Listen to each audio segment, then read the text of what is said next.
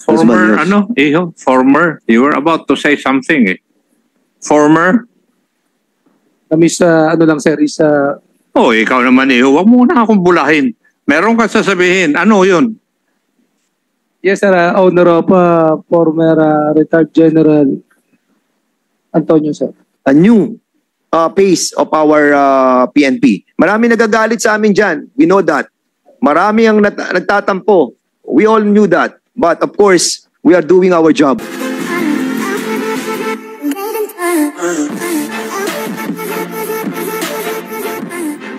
So now yung ang pinagtataka ko PD from Di Calamba na identified nila yung isa, yun din na nakita dun sa Los Baños.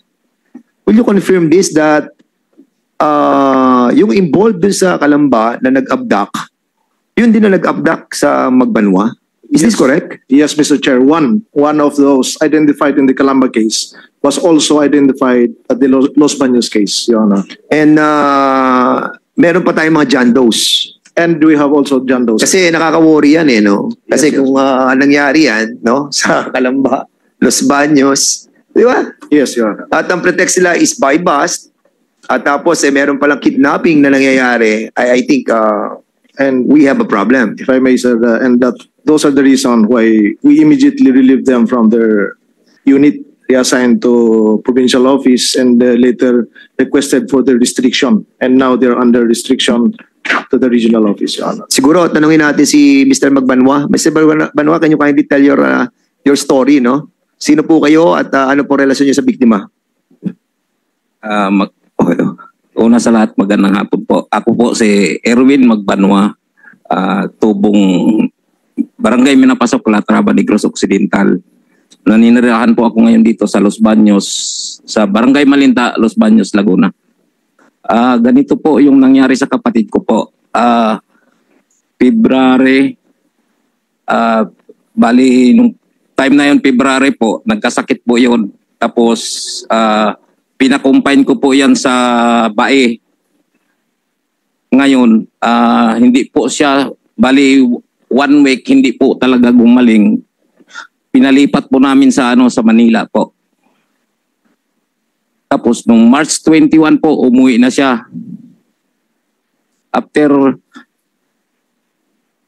March 25 po, nung gabi, mayroon pong isang babae na pumunta po sa kanyang barracks. Inamuagahan po March 26 na wala ang kapatid ko. Pero bago yun, nalaman namin na nawala siya March 28 po. Dahil tumawag po yung kapatid ko. Sorry po.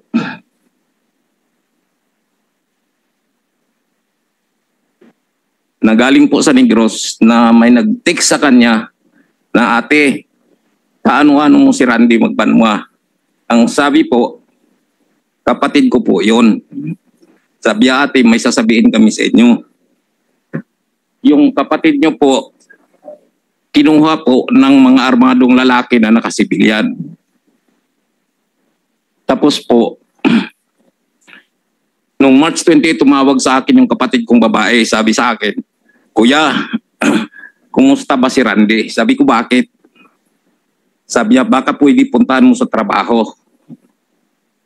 Kasi sabi ko nga, bakit nga, anong nangyari? Sabi sa akin, kasi kuya, dinukot daw yung kapatid natin.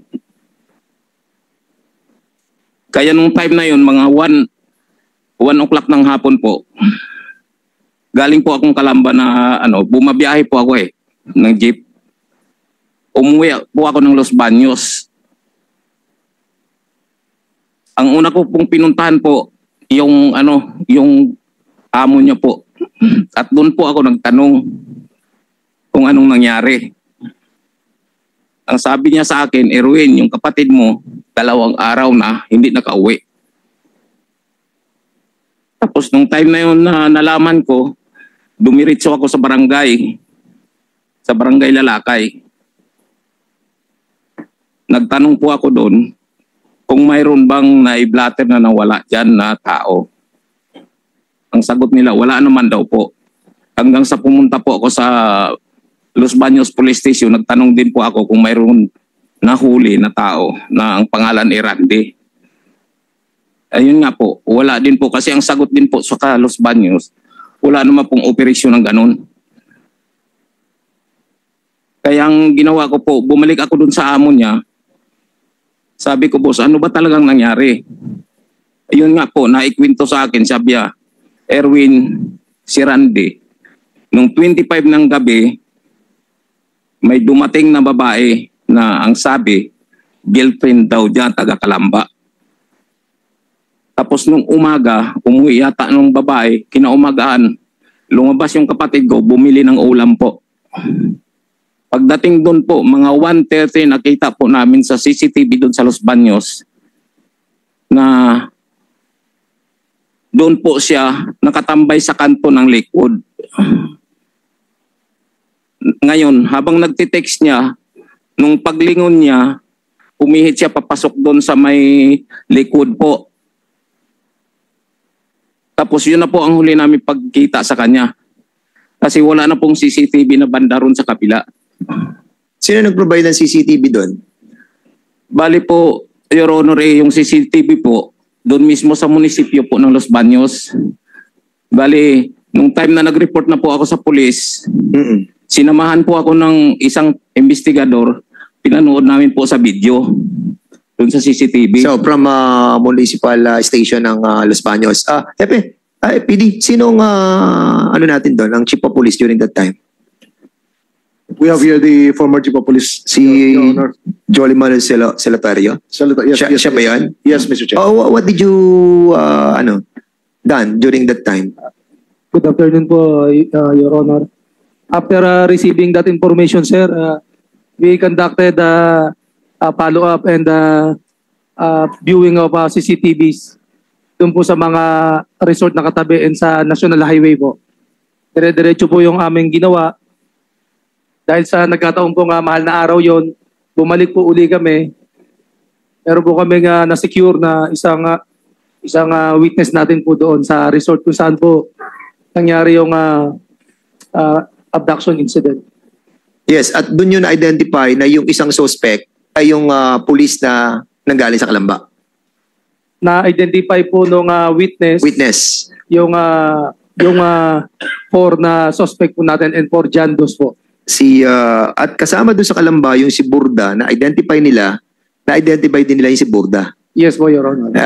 Thank you for that, no. And we would like to commend you, no, ang Los Baños, no, for having come out with the fastest expeditious retrieval of those CCTV, no, and we're able to capture yung mga mukha ng mga pulis. And these all 4 operatives ay nanggaling saan? From upon validation po, Your Honor, from Calamba Component City Police Station. Calamba.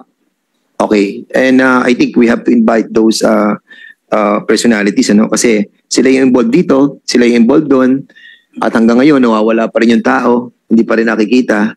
And the agreed na mga kasamahan natin, mga kababayan dito, especially dito sa Calamba and Los Baños, ay we need to somehow dig deeper, no?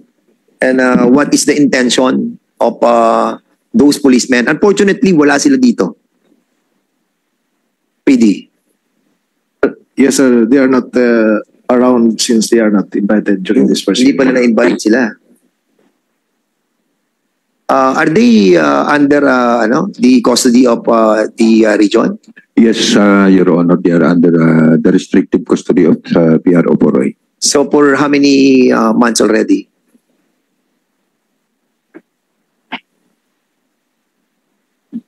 Nevertheless, we will be trying to invite them over April on the 6, next hearing, no?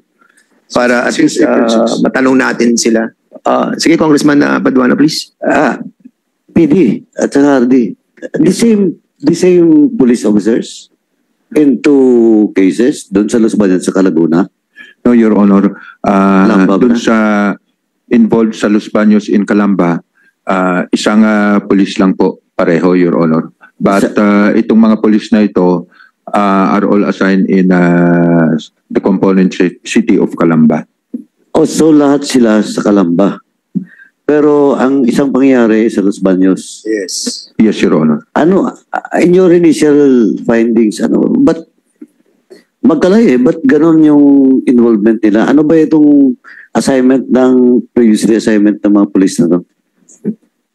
They are previously assigned, Your Honor, with the intelligence operatives of Calamba City Police Station, sir.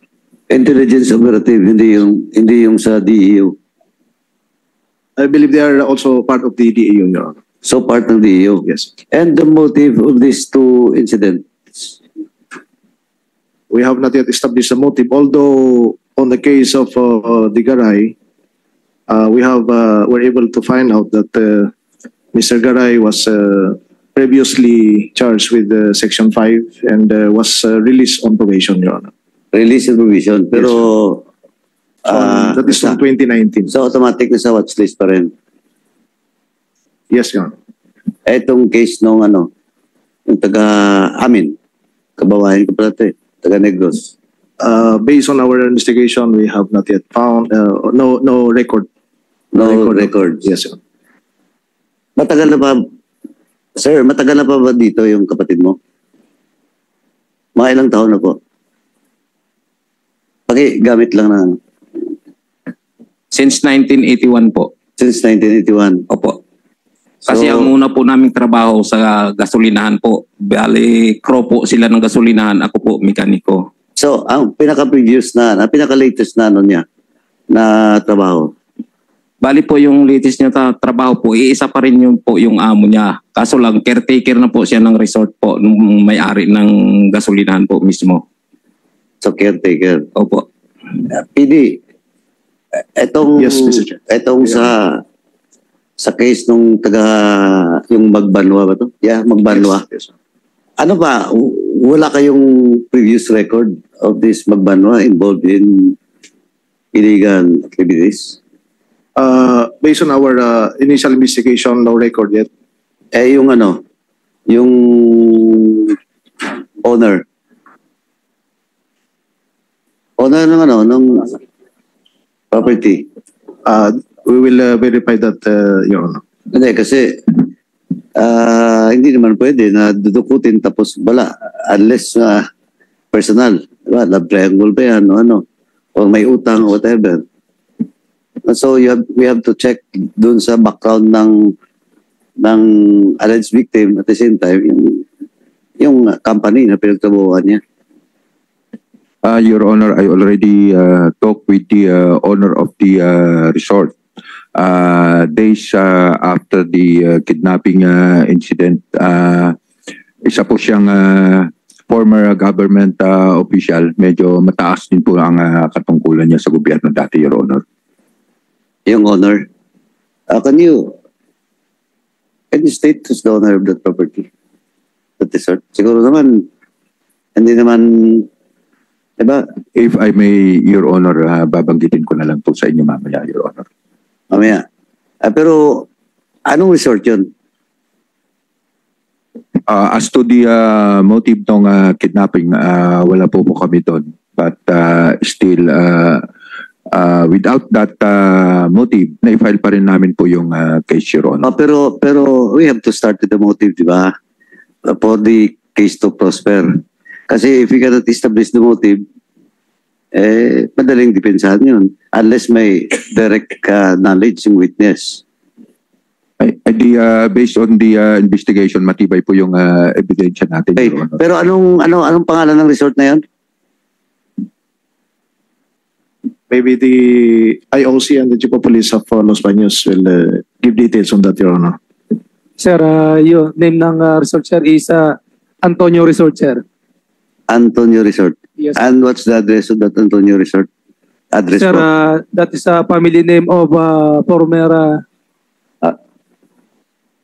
Hindi, yung yung Barangay address. Dalakay, sir, Los Baños. Barangay Dalakay. Lalakad. Los Former, Baños. former. You were about to say something, eh. Former? Kami sa, lang, sir, is Oh, ikaw naman, huwag mo na akong bulahin. Meron ka sasabihin. Ano yun? yes, sir, owner of former retired General Antonio, sir. Oh, what's the first name? I forgot the first name dyan. Maraming Antonio eh. Ang apelyido. Dali. You forgot the first name. Pwede ba yun? Nag-file na ko ng case, may case build-up, lahat-lahat. Siyempre, nakapangalan, nakalagay doon. The owner of this resort is certain blah, blah, blah. Ayan, si RD. Hey, RD, you ask the chairman if you will be allowed to approach the Chairman Akop. Chairman, will you allow RD? Thank you, Chairman.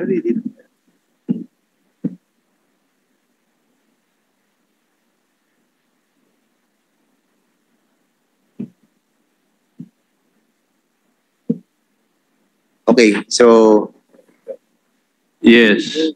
Ang alam ko yan, ang tatay nila is Gerald O.Q. Antonio, Orlando Q. Antonio. thank you, RD. Thank you. He has two sons. Isa sa Navy, isa sa police.